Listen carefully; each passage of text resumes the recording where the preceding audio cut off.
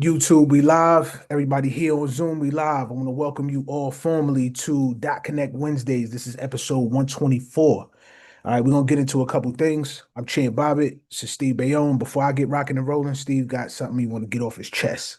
Give him some bars, bro. Nah, it ain't that serious. The you hear in the news, right? The passports being canceled or marked lost or stolen, so people are getting to either destinations and not being allowed entry, or when they're actually booking a flight, they're realizing that something's tweaking in the system. So, for the last few days, I've just been kind of trying to figure out like why would that be happening.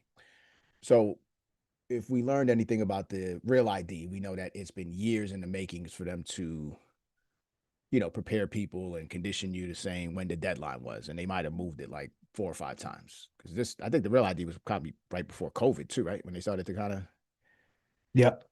right. So then finally they roll it out. They realize that not much people were paying attention. So now it turns into you can get like a 10-day pass if you do get to the airport and you didn't have the real ID. Then they would process you to get a pass where you'll be able to come and go. So now they can make an extra $40 times however many people. All right. So this is an exercise in how these guys operate. You see what I'm saying? Because the one thing about these guys is they love money and they would never turn that away. So now it's a matter of how much can we hold the line to then get them to change just about anything, right?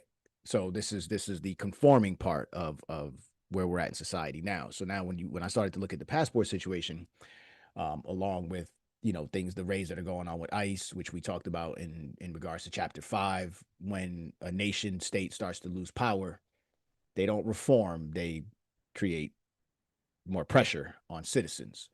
So that's kind of where we're at now, right? So we're talking about inconvenience. So if you think about not having a vaccination card a few years ago was the determination of whether or not you were going to eat at a restaurant. I was living proof of this in Philadelphia, where every time it was like, oh no, today you can't eat it, and tomorrow they're like, oh, it's they kept doing this back and forth situation. So again, feeling out what pain points are in citizens is part of the play, right?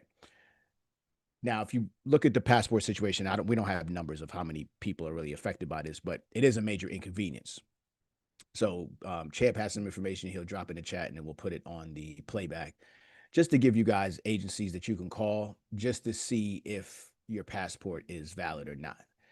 And I know most of you that are watching are going to say, no big deal. I'm not traveling this year, or I'm not traveling soon. But you have to understand, guys, there are people that are paying to expedite passports in other countries, or you're paying right before. So, if anything, I posted today, I said reaction actually cost us more money as opposed to being prepared.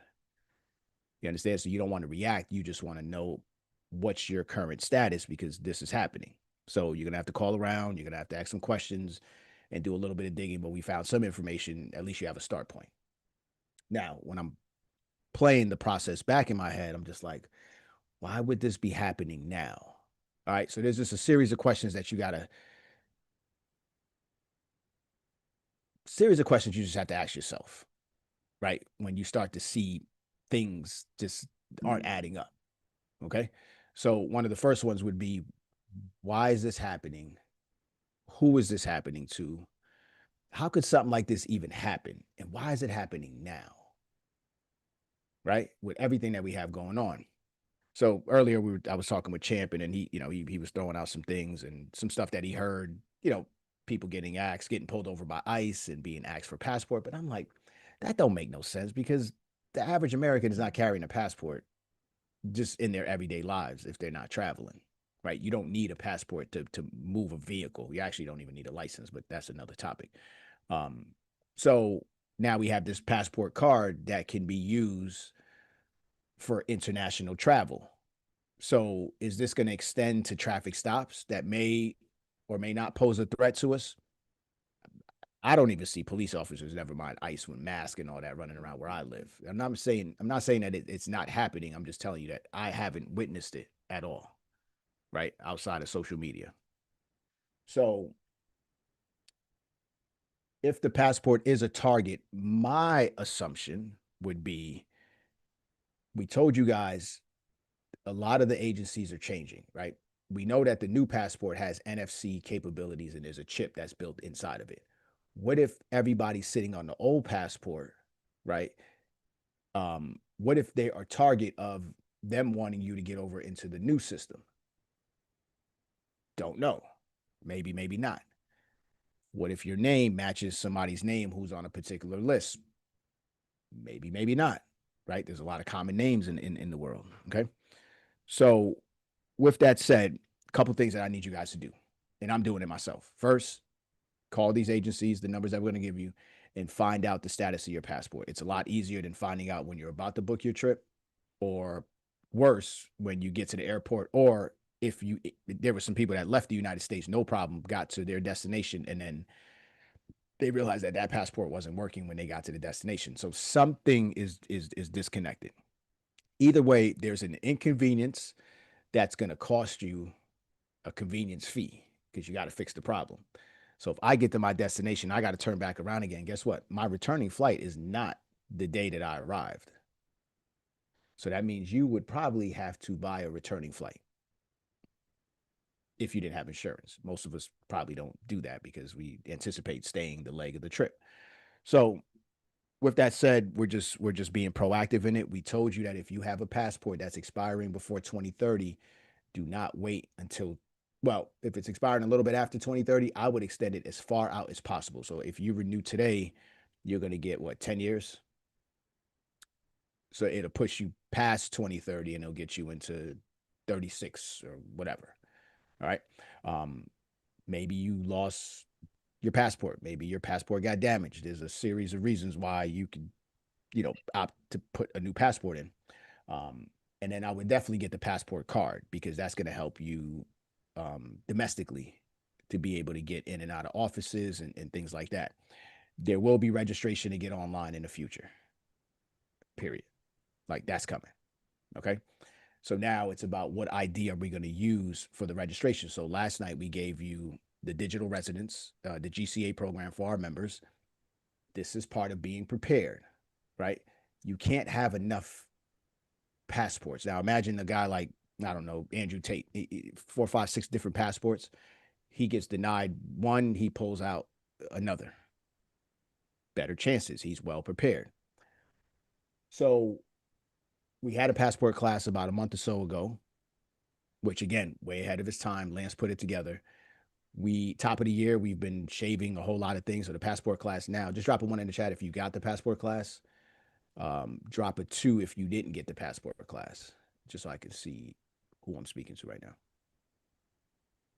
All right. So out of all the ones, put a 0 if you actually followed the instructions in the class and got your passport back. Okay, Roz got it. If you got the passport itself doesn't look different. The passport card has some stars on it. Put a fire emoji in there if you have some stars on your passport card. I haven't got it back yet. Okay. Anybody? No one got the passport card? Haven't gotten it back yet. No, just bought the police down.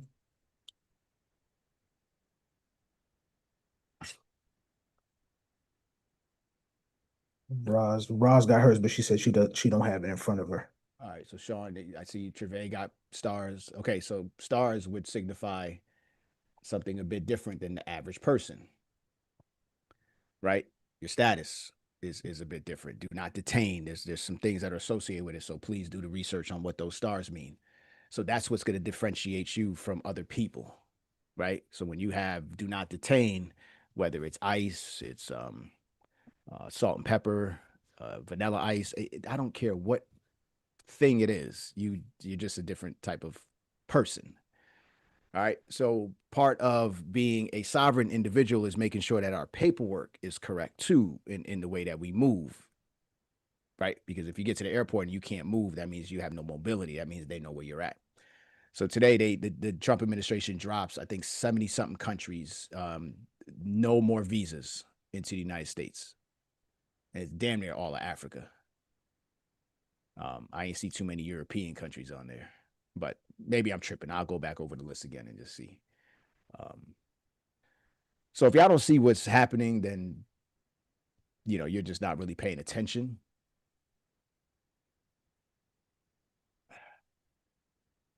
I saw this post right before I came online, and it said, let me see, reasons why Black Americans, and again, I don't want to get into schematics. Is that how you say it? Like words that don't really matter? Yeah. Okay, I'm getting smarter. Um, yeah, I don't want to get into all that of how to Oh, label semantics. semantics. There you go. Semantics. Yep, Yeah. still fucking up. I'll figure it out. So I don't want to get too deep into it. Like, let's just rock with me. And it's Instagram got me like this too. Like, they can't wait to correct any and everything. It's like a bunch of spell checkers and stuff online. All right. So the post stated, why do less than 1% of Black Americans leave America? I can't validate that stat. Okay. But what I can say is there was a couple points. We've been lied to about almost everything. We think racism and anti-blackness is everywhere. That's a lie. And even going to Colombia, like our imaging is on the world stage, to be honest with you. All right. We fear the unknown. We care about what everyone else thinks. We think our children are hated. And then last was we believe we have to be rich to live abroad. So I don't know, has any of these thoughts kind of, and these are, I'm not doubting that these aren't official thoughts. Like that's very valid. It's not easy just moving states, never mind country. All right. So we have to start asking ourselves and posing ourselves some questions. So for now, I would say the passport is, and even if you're not looking to travel, guys, just get your passport. All right. It's a different type of identification. All right. So with that said, if you didn't take the passport class, which I saw a few people, yeah, Champ just dropped the link. Passport class is $99, guys. It's going to walk you through how to fill it out.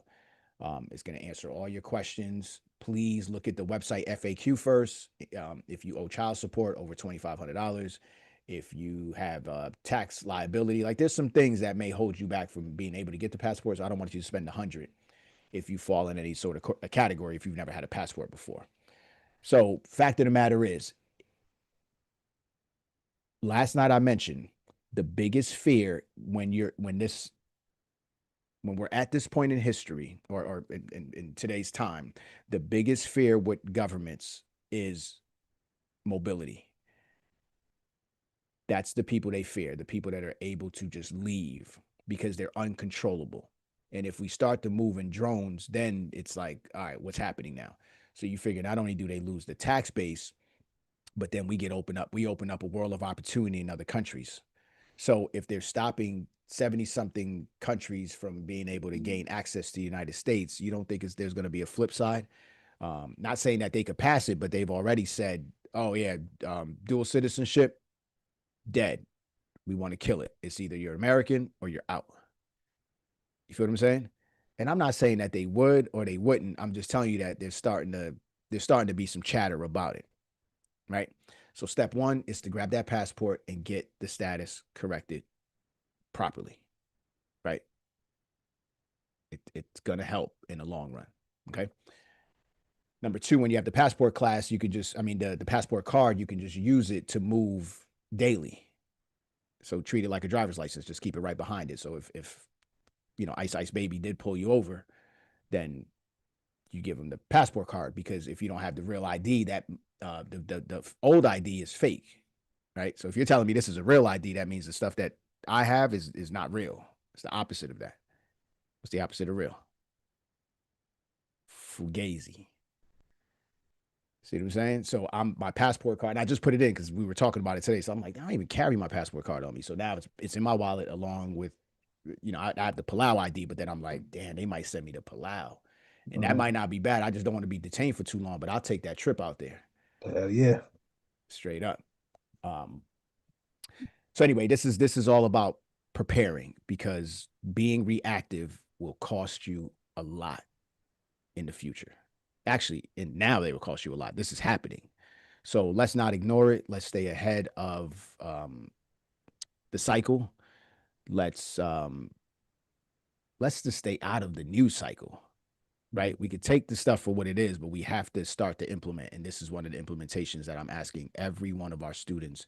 And if you're not a student and you're not a member, listen, you got a piece of information right now. Do with it as you please. Um, but this is going to be a big part of the sovereign OS, right? Um, Reprogramming the modern human. This is basically what the mission is for 2026. Guys, we don't even got too long on this. I'm gonna be honest with you. They are expediting and moving things at a crazy pace. February 1st, payments to sanctuary cities are gonna stop, right? And I was connecting some dots today on that. So, we have a brokerage in New York where we house the homeless, and a couple things came to me today. So there was times where I would be working with a landlord. I don't think this happened to you, champ, when you came on, but for me, this was happening a lot. When we go to process the check for the move-in, DHS Mm-hmm. uh, would say would kick the application back and say, "Hey, listen, somebody is registered to this address, and they're receiving benefits." So the landlord would have to make a written statement, notarized, stating that they don't know who this person is. So what happens is there's a lot of fraud that's happening in the welfare system. We know it's Minnesota, but that was talked about months ago. I'm surprised it's just like coming down now. Like people were already indicted in that. They Yeah. were finding like suitcases of money. Okay. So if you don't know that story, you might want to go down that rabbit hole. I don't want to spend the time today talking about it. But this is just me firsthand knowing that we had to draft letters for landlords that had to make statements stating that this person that's receiving benefits to this address does not live here. So it's as simple as if I rent an apartment, I'm not looking at the mail. I don't know who gave the address to a friend or a family member, but if you do need to gain access to benefits, you're going to need a home address for sure. Okay. Um, the other thing too is when I used to go to New York and I used to pick up the checks, it used to be down on in Union Square. Of course, champ, you never had to do this, but I would go from time to time because we had to do check signing in Yeah. person. So I could remember when I walked outside, there was always a table with the Obama phone. So they would peddle these phones, and I would walk by, and then one day I was just like, they're like, "Yo, you want a phone?" And I'm like, "Nah, I'm cool." But I was like, "Yo, let me. What do you need?" And they're like, "You didn't need anything, just a pulse." So literally, they would have gave me a phone, and I would have had access to a phone, and they would have kept paying it monthly. Forget my circumstances. I'm not homeless. I'm actually here to pick up a check. I'm housing the homeless. So we talk about the misappropriation of funds, how a system could be riddled with fraud. I Mm-hmm. think the issue with Trump is he's the messenger. Doesn't matter what he does, right? If he's in charge of running a corporation, of course it's going to be self-serving for a businessman. But I'm looking at the stuff that's happening with the people he's calling out. Yes, is he a fraudster? I don't know. Maybe. Definitely a swindler, right? Um, does he understand tax code and tax law and stuff like that? For sure, because they would Sure. have locked him up a long time ago if there was anything, right? So I can tell you that there's a lot of taxpayer money being used to fund services that don't benefit us, right? So now you hear the chatter of no property tax, people not wanting to pay tax, the abolishment of the Federal Reserve, which was already done. One more thing in working with New York, I was doing bigger deals with buildings, right? This was before you, champ. So Yeah. then they had this was before the hotels in Manhattan got taken over after COVID. This was way before. So Gotcha. I had some hotel friends, just trying to broker some deals. They were giving at the time $200-300 a night per bed. Then the shit went up to like $500, and then they started to put bunk beds inside of hotels. On a best night, they could only get about $120 at this hotel. Every room was making upwards of $2,000. I Wow. had hotel owners begging for their hotels to be converted because they took over the whole thing. They took your front desk, they would bring food in, right? So now you're talking about contracts. This is where the money's at. So, people are asking like, well, the fraud is the person benefits. And I'm like, no, the person with the contract benefits. Because if I have a contract to feed 10,000 people per week and it's giving me, I don't know, $25,000 a week, and I'm only feeding 5 people, that's a come up. Super come up. Yeah. This is happening in many states. This is the fraud stuff that they're finding. But people can't get past the messenger in the administration that's like finding all of this stuff. This is really happening, guys. Right? So I don't want you to think that this immigration thing is like, yes, if we're not thinking logically about it and we just want to deal with the raw emotions, sad as shit, right? 500,000 Haitians visas like gone out of here soon if they get picked up, right? Yeah.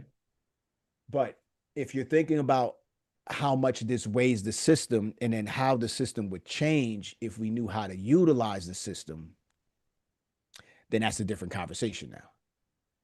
Because there's no other country in the world that you can go to and you go lay in the street in Colombia and be homeless. You will be in the street in Colombia and be homeless. Right? Here, we'll pick you up, we'll give you medical, we'll give you food, we'll give you shelter for the most part in America. Right? And I'm not saying that people don't deserve that. I'm just telling you that there's a lot of trillions of dollars that are being spent on this and there's no checks and balances. Yeah. Okay. So I'm not agreeing with whatever. The ICE thing, we broke that down. We told you why they're doing it in the way that they're doing it. Yeah. Right. But we have to look at the numbers now because I know for a fact in New York that funds were definitely not being handled correctly. Put it that way. I did a lot of deals housing the homeless. And I started hearing a lot of chatter. Me, I'm connecting dots. Sometimes I play dumb, like I didn't hear something, and I just held it. And now it's starting to make sense. All right. People have their hands out. Friends of people in high places can give because I knew people in high places and I was getting my packages through just on the way I was doing business. So I can only imagine if it's pay to play or if I need this contract or I need to give it to somebody. And it always comes with a kickback at the end of the day. And that's what politicians are known for. They don't amass all these millions of dollars because they're politicians per se. Like that's not from their check. These guys don't get paid low six figures, some of them, right? So they amass hundreds of millions of dollars in power while they're in position. So with that said, until you start to put term limits on things, absolute power will always rule.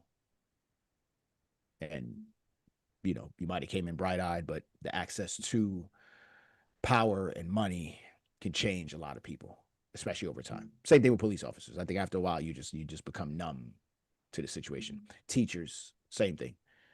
When you start having these positions that there's no accountability, people can't be fired, and all this protection, you're opening up a can of belt to ass. That's what they're doing to us right now. Word.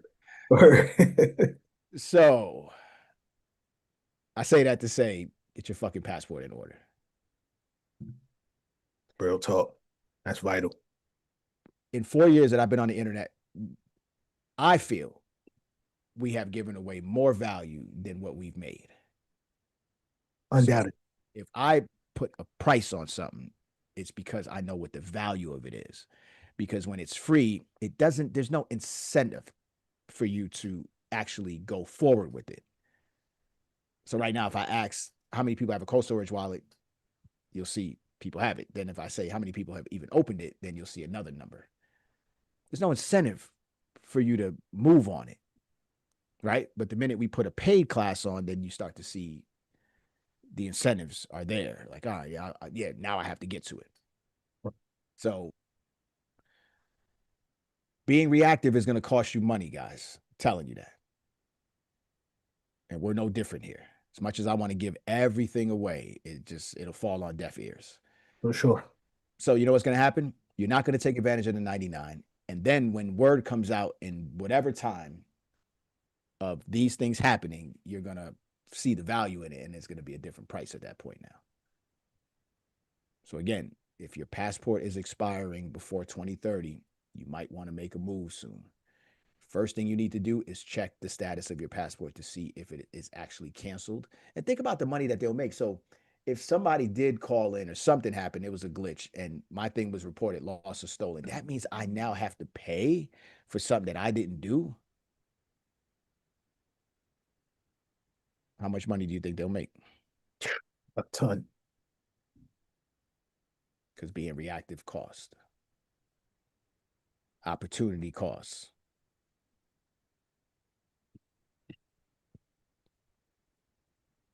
That's all I got for y'all today. I'm getting back to work. So Champ's gonna rock y'all out for the rest of the night. I don't know. I'll catch the replay. I gotta stay focused on doing something. We noticed there was probably 100 and something people in the academy that have it. And I'm not saying you did this on purpose or you even know, but you're actually in the academy without paying monthly. So we're just doing another round of waves. So if you kind of fall into that and you see you don't have access tomorrow, it's because we did our monthly, our bi-yearly check and realized that there was some system errors and things like that, and no one told us about it. So I'm playing cleanup today. I'm the janitor. And for all you who stay on the on course, thank you for being here and being honest and sticking with us every month. We're going to continue to deliver. This Saturday, 10 o'clock, members only meeting. So you'll have it on your calendar internally. We just need to clip these people to make sure the right people are in the room. Mhm. All right, Champ, what you got today for them? Oh man, so first things first, let's just dive right in. I ain't even gonna And explain. listen, you guys could read the comments too. So if you didn't get the passport, like if anybody wants to give a review on the class, how easy it was, how Lance did, how the paperwork and everything was organized, go ahead and write your review in there.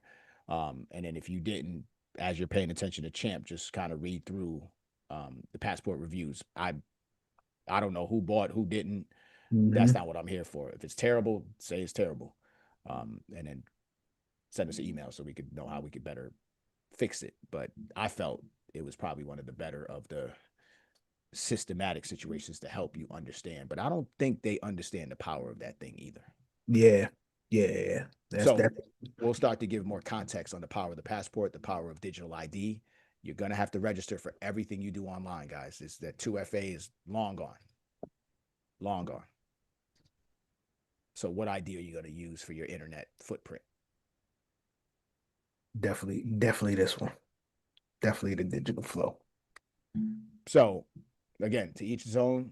Like I said, and I told Champ earlier, I'm like, listen, if I have to register something to save my wallet so I could only be identified in the age of like fraud and just security and breaches,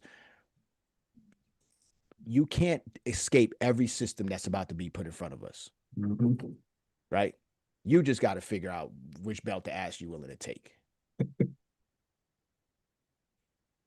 We all gonna get hit with something. We all gonna get smoked in some way, but we So doing our part to protect right. and serve. You know what I mean? So Unless you want to go off grid and catch a little eye, you know what I mean, and just live off of land and forage all day, then they on your ass. Then if you're not going to do that, so I don't know a lot of us. If we are prepared to do that, cool.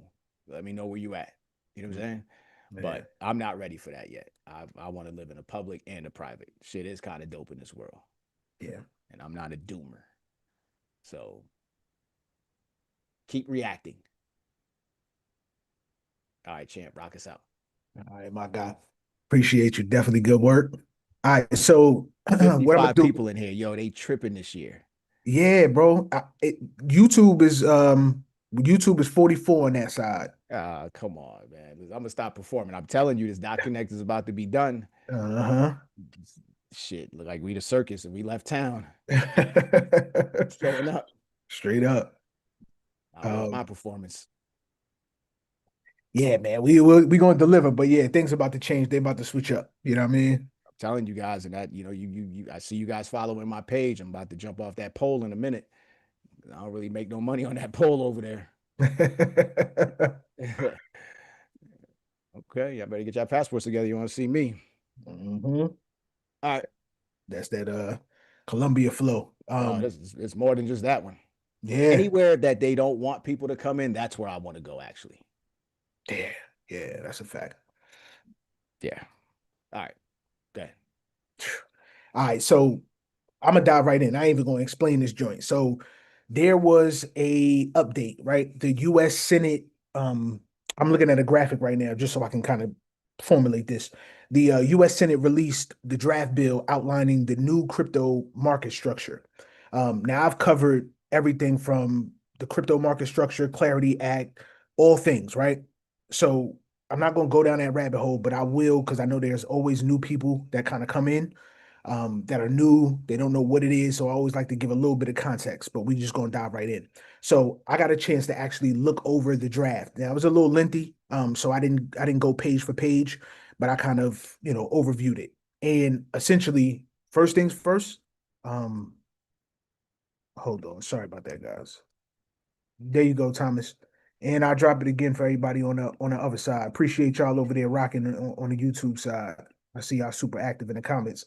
So first things first, Coinbase immediately, once they got news of this, they were like, the CEO, Brian Armstrong, he said, I can't no longer support this. Coinbase can no longer support this. And that was a major red flag. So everybody was looking for the Clarity Act to be passed instantaneously. We knew that this was something that was supposed to come out and the market was supposed to react to it. We were going to see a little bit of upside, right?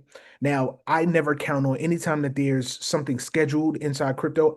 I've known this through experience, right? Just being here. Steve and I both since 2015, we've seen anytime that there's good news that's on the horizon or that's supposed to come out, the market will typically react. But what's been happening is it hasn't been reacting on the positive side. So you'll get good news that comes out, the market will still retrace.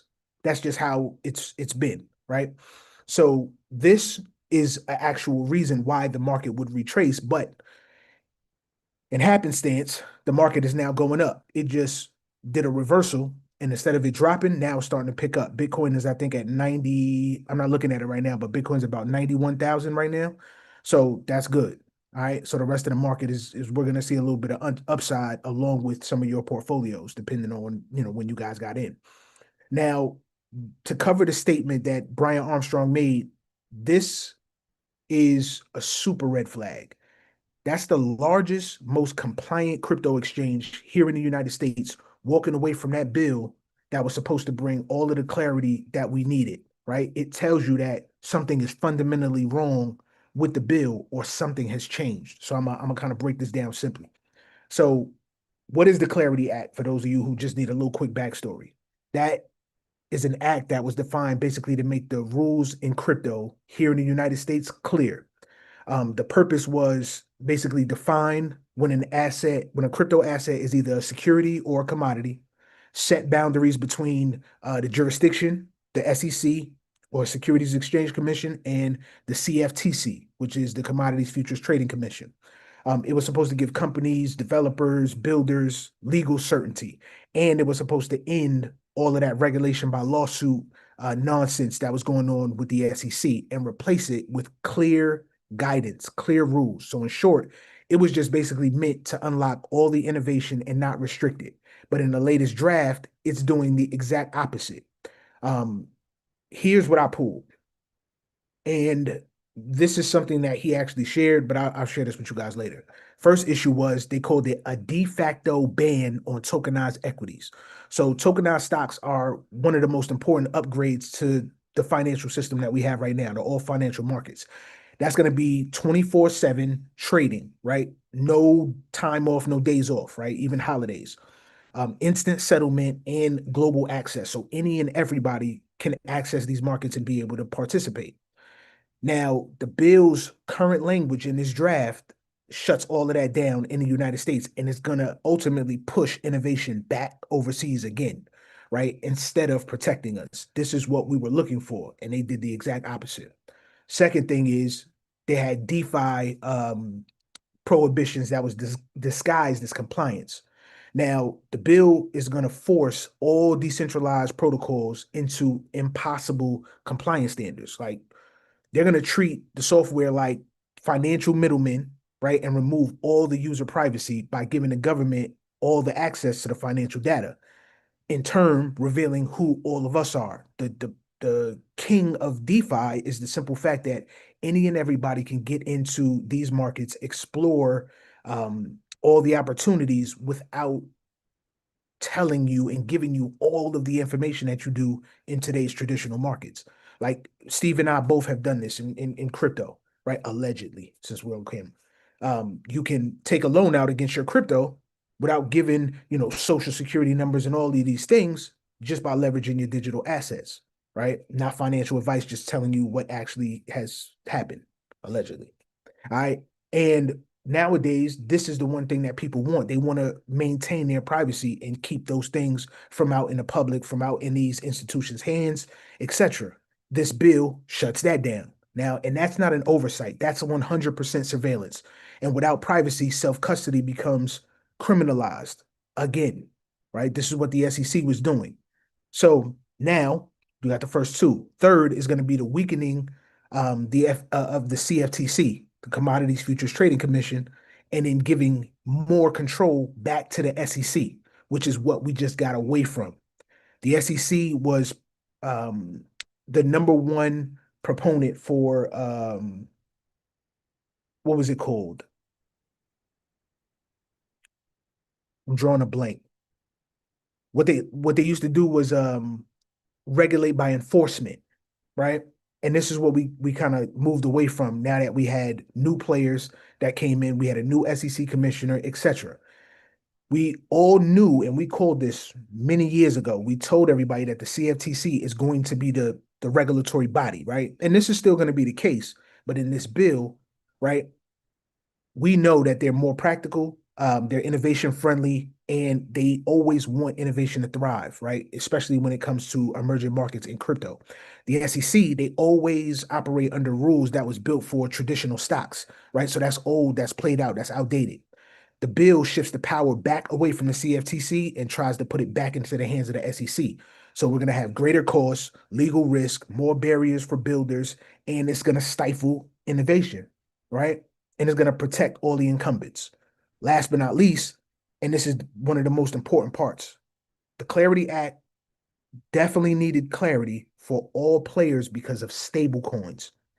Now, in here, I was able to identify the one component of stablecoins, which was stablecoin rewards.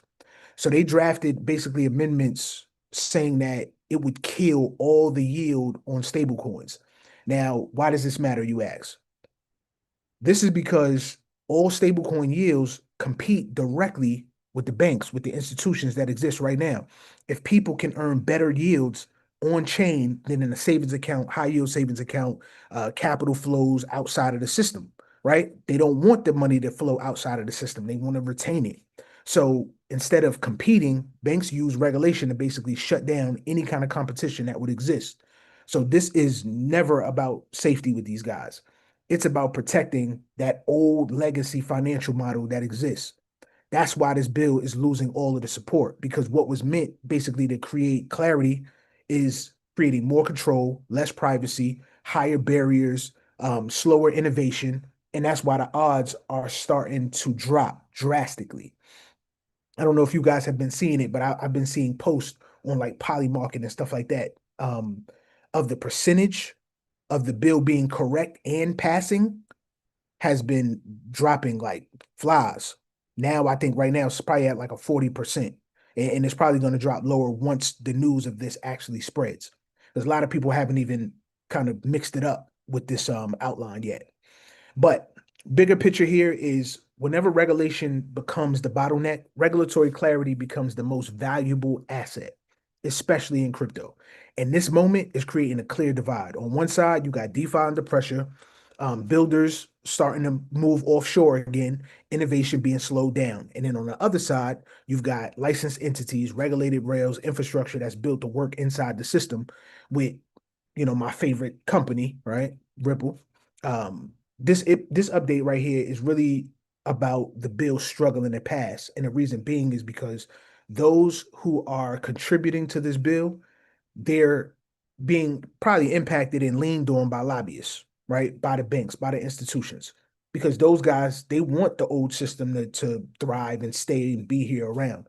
But you already know that the shift is already happening, and it's getting to a point where the builders and the innovators in financial tech, they're just not standing for it anymore, which is why he was so strong in his stance. He put the tweet out and he broke down his actual reasons for it. So if you guys are on Twitter, you can go check out his breakdown on his Twitter page. And it's Brian Armstrong. He's the CEO of Coinbase. All right, now we're gonna move along. So Ripple just announced another huge major step. And when you line it up with what just happened in Europe, everything becomes even more clearer. So on January 9th, Ripple announced it has secured an EMI, right, approval. EMI is electronic money institution approval and crypto asset regulation from the FCA, which is the Financial Conduct Authority. This is a huge deal. All right. So the FCA is one of the most respected and demanding financial regulators in the world. They don't hand out approvals super easy. So the standards are always around compliance, governance, consumer protection, financial integrity. They're super high, right? When Ripple met all of those standards, it's telling you in a blink of an eye. That's the signal. It's not just about Ripple, though. This is about maturity of regulated digital assets in the UK. This is not, I always tell people, I always have to remind people that this is never about just domestic stuff going on. Crypto is global. So when you start seeing how companies are thriving and innovating and putting their products in different markets, it's shaping the world around us and not just the world we currently exist in, right? So I'm gonna break this down. An EMI license allows Ripple to legally issue and manage electronic money and provide regulated payment services in the UK. Right now, you combine that with the crypto asset regulation, that means Ripple can now operate directly inside the UK's financial system, not on the outside of it, right? They're not working alongside it. It's embedded now. This is what we mean by infrastructure. All right. This approval enables Ripple to bring its flagship product, which is Ripple Payments, straight to the UK financial institutions. So you're going to get regulated real-time payments, institutional grade infrastructure, seamless cross-border settlement, full compliance with the UK financial law. No gray area, no workaround, no regulatory guessing. This is what the United States should be doing, right? Instead of putting out BS market structure updates, right? But the UK has always been like one of Ripple's most important regions, so they tend to lean on that side. And it's one of Ripple's largest office hubs outside of the United States. So they knew for many, many years that investment in talent, partnership, infrastructure were going to be the things that were going to allow Ripple to scale the company. And the more Ripple the company scales, of course, the more their products scale. All right. And you're seeing this in real time.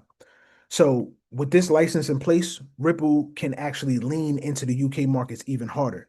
And this matters because the UK sits at the crossroads of global finance, right? It has a deep banking sector, global payment corridors, and a reputation for balancing innovation with regulatory oversight that's strong. So the combination kind of makes the ideal environment for responsible digital asset adoption. And this is what we need, global adoption. Now, when you zoom out, the UK approval didn't just happen in an isolated fashion. Literally just a couple days ago, Ripple also got the preliminary approval for Luxembourg, right? That gave it regulatory traction both in the UK and the European Union. So now you got two big regulatory approvals that just happened within the span of a week. That's huge. Put both of those together and you start to see the pattern that's forming. I always told you guys you have to be prepared for the snowball effect. When you start to see approvals happen in one region, right? Other regions take notice. They see what's happening. They see the opportunity. And what do? What do they typically tend to do? They get on board. All right. So this is the snowball effect happening. Ripple is their methodology, excuse me, is basically securing a bunch of licenses in the most regulated financial jurisdictions on the planet, the UK, the EU, and over 75 different jurisdictions worldwide, right? So this is global licensing picking up steam and momentum. It's important for people to understand the difference. Ripple isn't asking regulators right now for permission.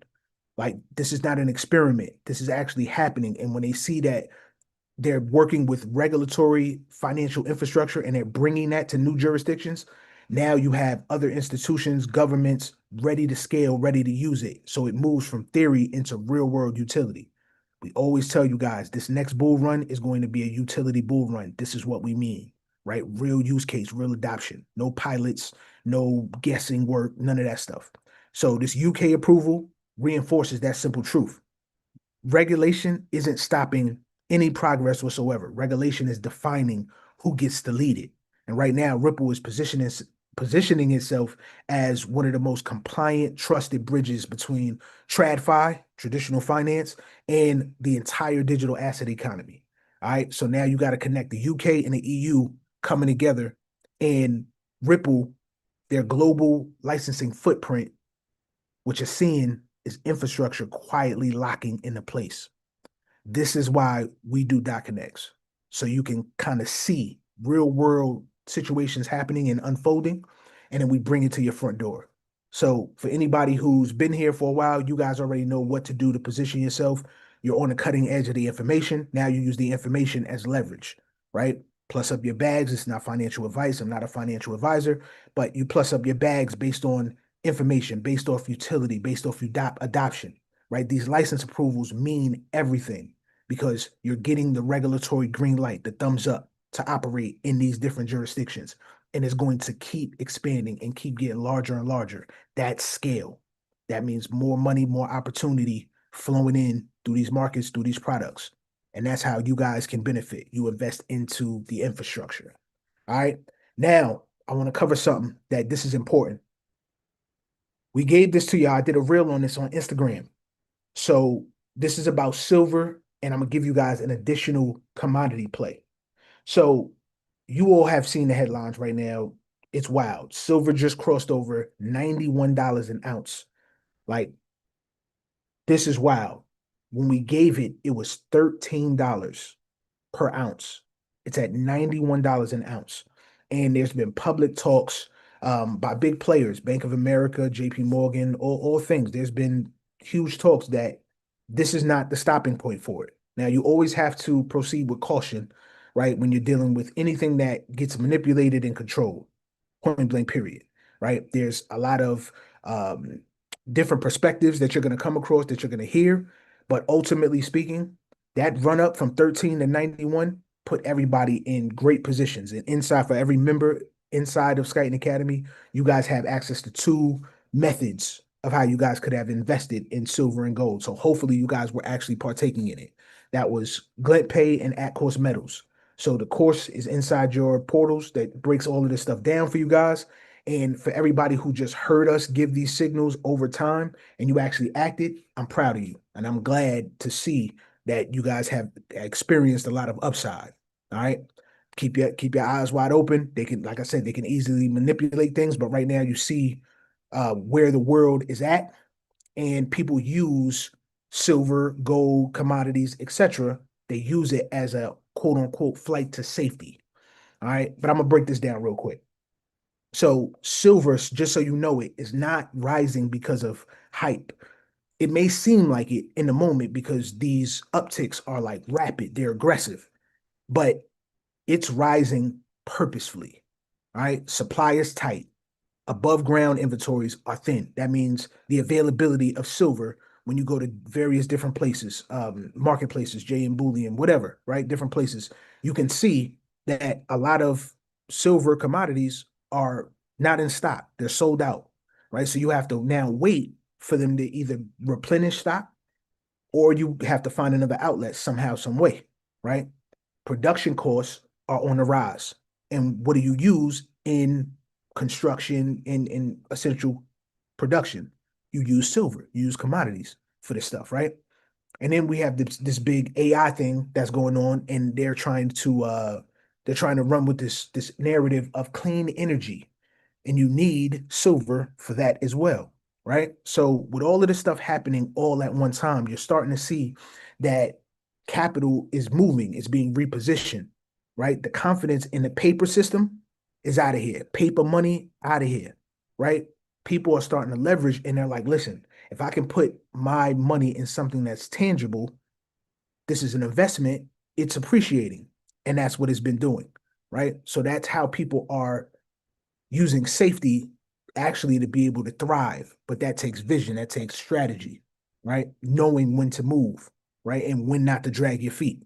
Now, silver is no longer being treated like a commodity trade. It's being treated like a signal, right? Industrial demand is going to continue to increase.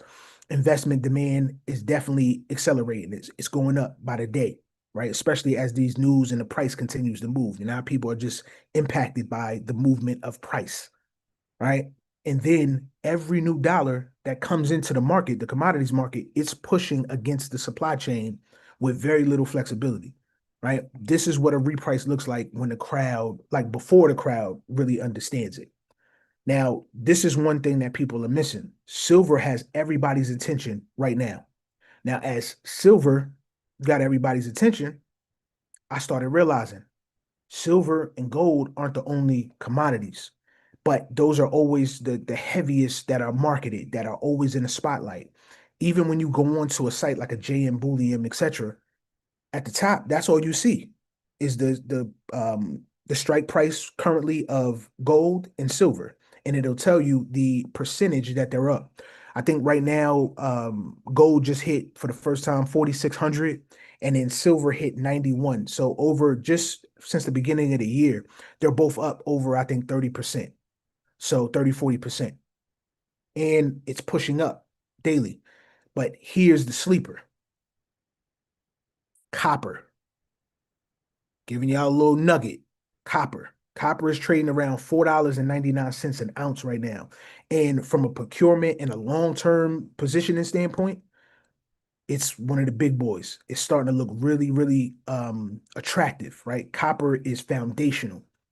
Every single modern system runs through copper, right? Electric vehicles, charging infrastructure, power grids, renewable energy systems, solar panels, wind turbines, data centers, AI infrastructure, semiconductors, consumer electronics, telecommunications, the cell phones that we use, the radios, all things, construction, defense systems.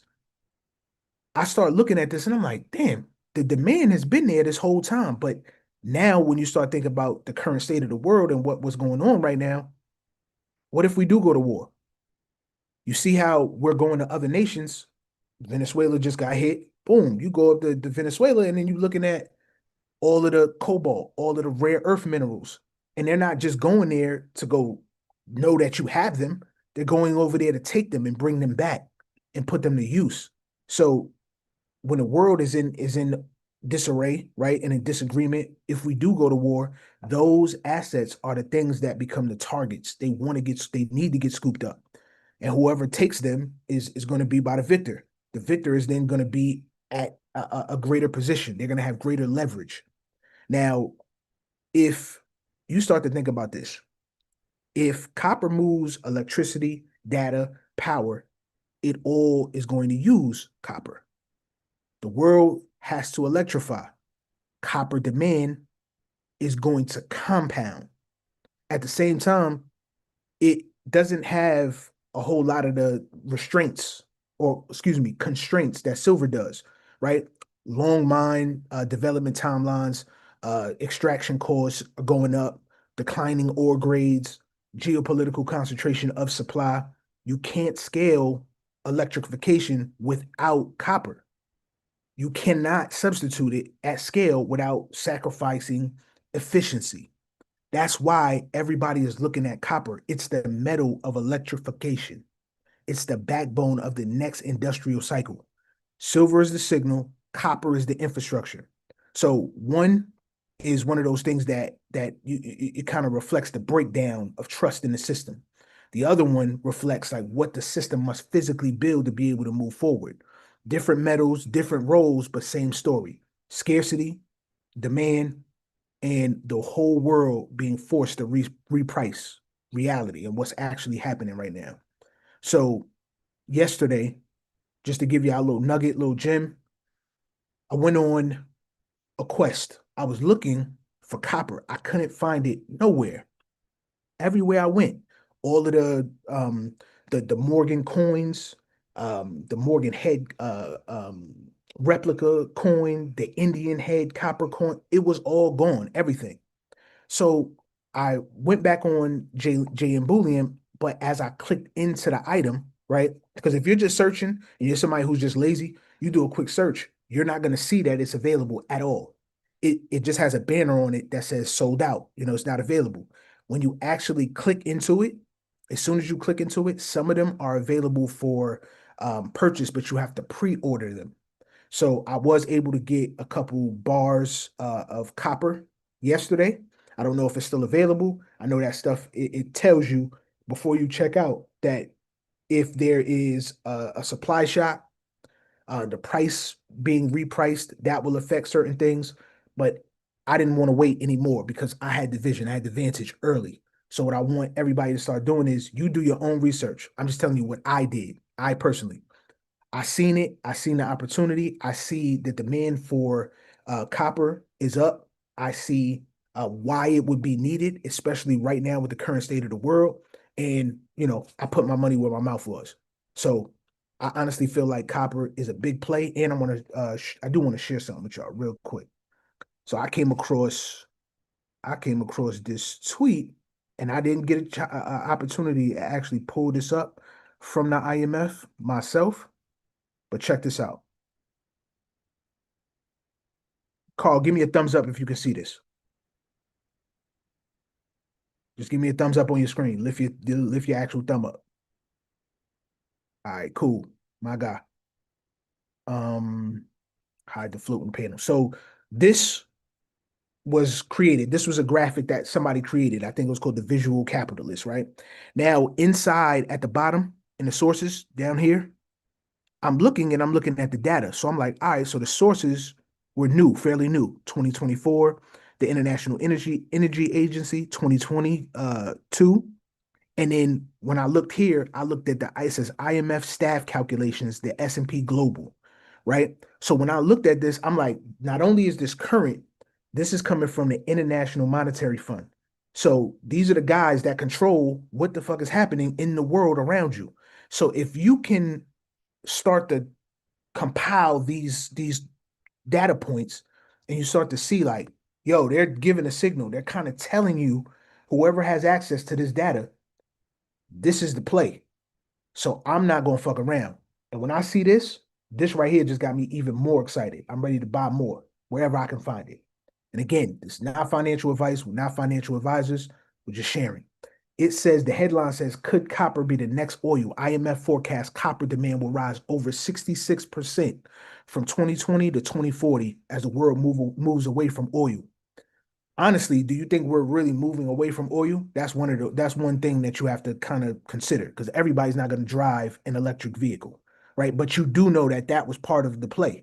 They did tell everybody that they were going to try to have everybody using electric vehicles, and then there was a little resistance, and then that thing kind of went out the window. I haven't kept track of it, but any electric vehicle that is created, they need batteries, they need electricity, you need copper for it, you need silver for it. So commodities is always going to be in demand, no matter what. And I don't know if people knew this, but in order for you to, let me stop sharing. My screen is starting to slow down a little bit.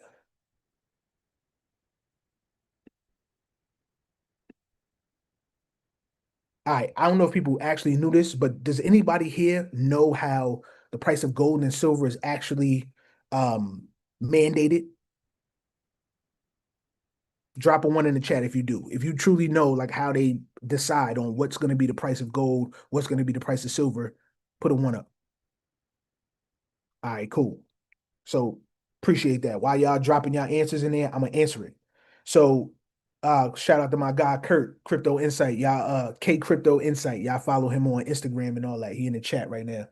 So one thing that people can understand is the way gold is determined is literally decided with a group of powers that be. They go into a room, they'll say, all in favor of raising the price of gold to 10,000, 5,000, whatever the case is. Say aye. Aye, 5 minutes, it's done. That's literally how the price of gold is decided. Now, of course, there's other factors, there's other variables that kind of go into this, but that's in short how it's decided.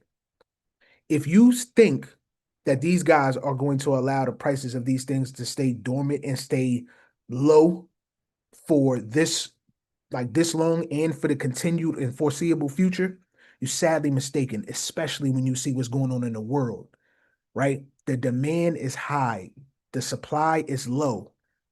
That is general economics.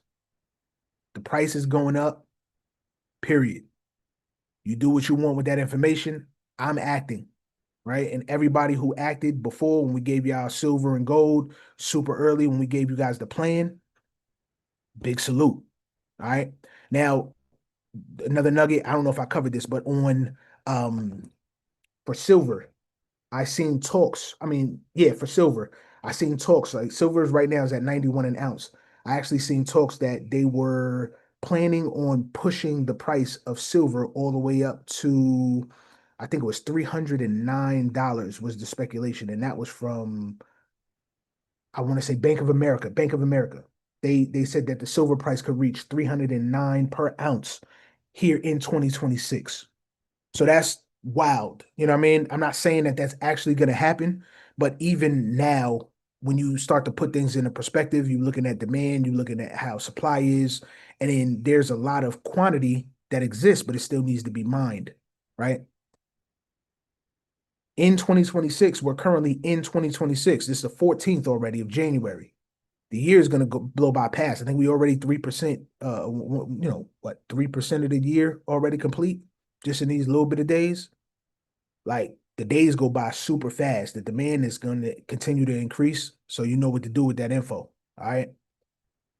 If you're positioned, you good. If you're not positioned, you might want to do your research and then get involved. All right. And then yeah, that's really all I wanted to cover. Steve, he crushed the situation on the passport, and let me pull up this info for y'all. I'm gonna put this on screen so everybody can see it. Just 14th, 803. So I can actually drop this to you all inside the chat here, but I'm actually gonna put it on the screen so that everybody on the YouTube side can see this. I can't send photos over there, so y'all bear with me.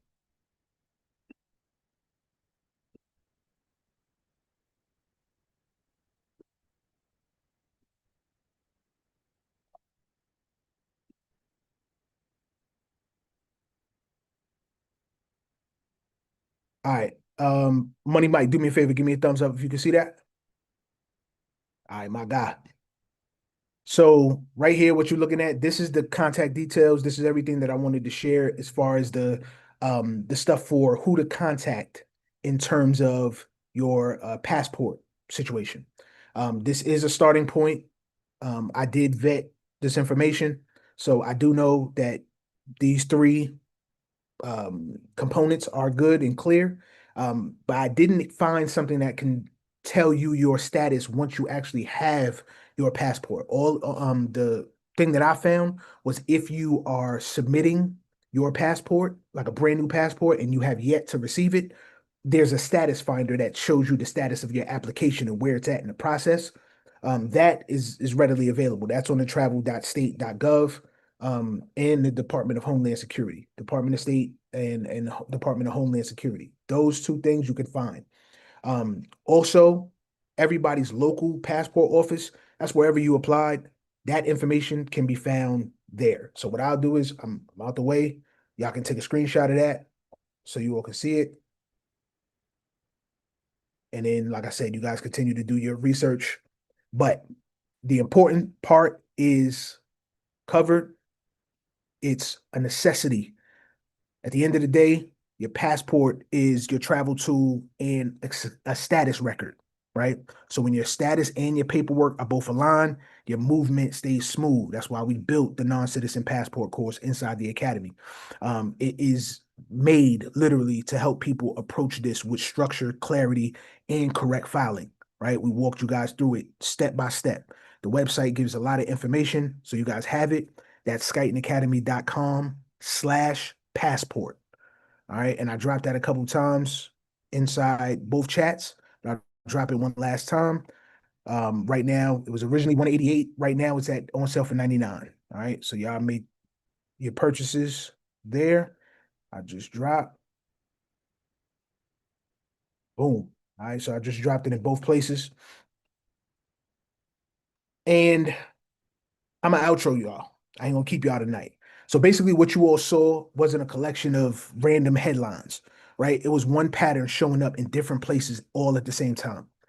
Coinbase walking away from the Clarity Act. That tells you that regulation is no longer about innovation. It's about control, gatekeeping, and deciding who gets to operate inside the system. Now they're picking the players.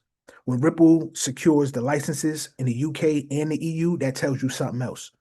The future belongs to infrastructure that's compliant, intentional, built to last.